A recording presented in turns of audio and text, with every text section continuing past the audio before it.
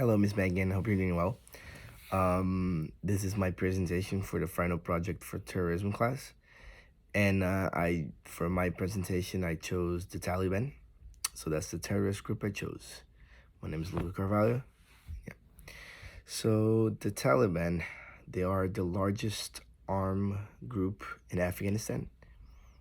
Their main goal, their like kind of like political goal, is to kind of like establish some kind of like Islamic government through the through law in order with the alongside like the interpretation of Sharia law and yeah.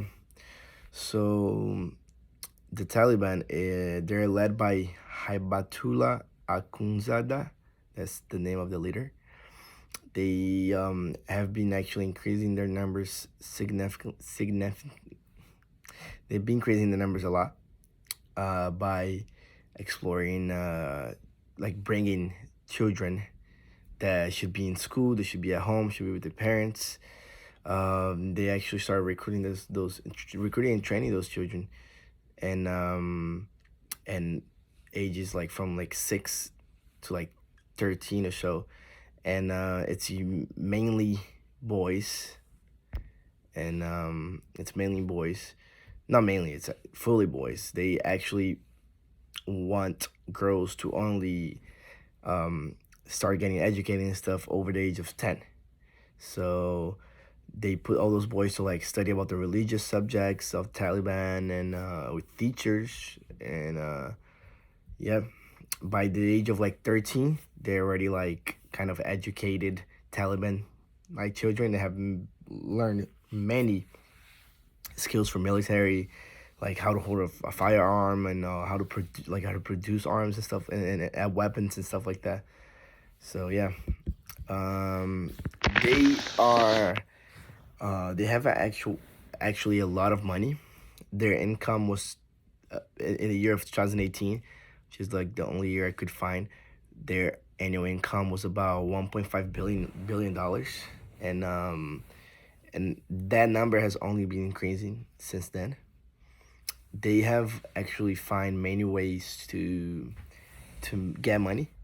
I pointed 4 ways that I thought were the most like important ways.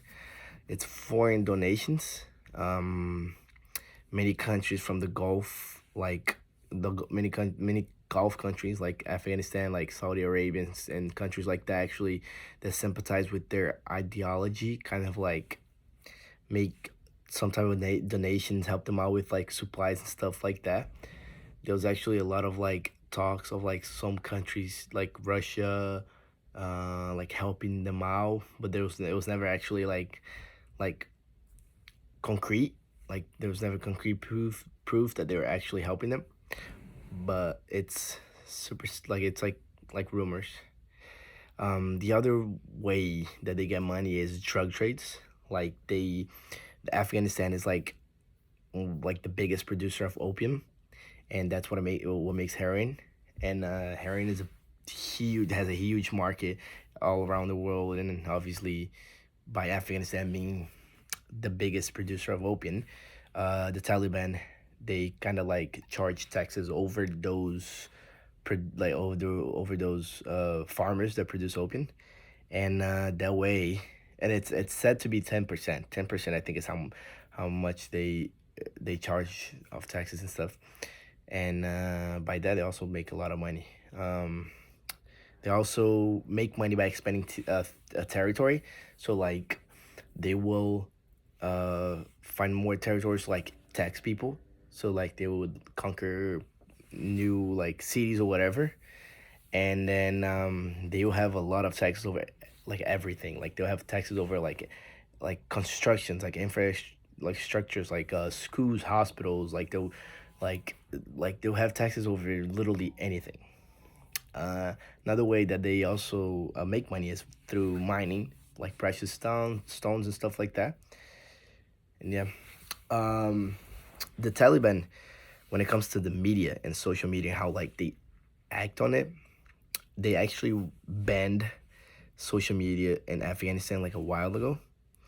but they have been using it differently now. So like they kind of like realize that it could be a really useful tool, and that it could help them kind of like show to the world some kind of like peaceful image, and that's what they try to do. But in reality, like what's really portrayed about them is terror and all the all the bad stuff, like executions in like public space, like public places. That's what they're known for, like beheading and stuff like that. So um that's what we actually know about them. But they've been trying to like change their image through their social media, which is also a tool that they use to like control their own people. Like, oh, tell them like, oh, you're allowed to do this, and you're allowed to do that, and that's a way they also use social media. Um, this is an interesting point, which is like attacks, terrorist attacks that um, the Taliban does, like the attacks that, that they claim. Most of the attacks done by this terrorist group, the Taliban, they really happen in their own territory. So, and that's actually a fact that I got from the global terrorism that database. If you look through all the attacks and stuff, it's usually against like civilians that kind of oppose their ideology, or don't believe in the on their ideas and stuff, or even against like local authorities like police, or uh, I don't know, like po- just mainly police that go, that try to go against them, that try to like hit them like face to face, and like try to like try to like win against them and stuff like that. And I guess that the reason that most of the attacks are really done in their own territory is just because they have this ideology of like becoming an Islamic kind of like government, that they want to create it over there. Maybe uh, later on, like try to expand that to the world, but I believe that right now that's what their main goal is. And also, I most of like what the other countries have tried to do to um, fight against the Taliban really started happening after the 9/11 attack, just because it was believed that like the Taliban actually took Osama bin Laden and some other Al Qaeda like leaders into like refugee.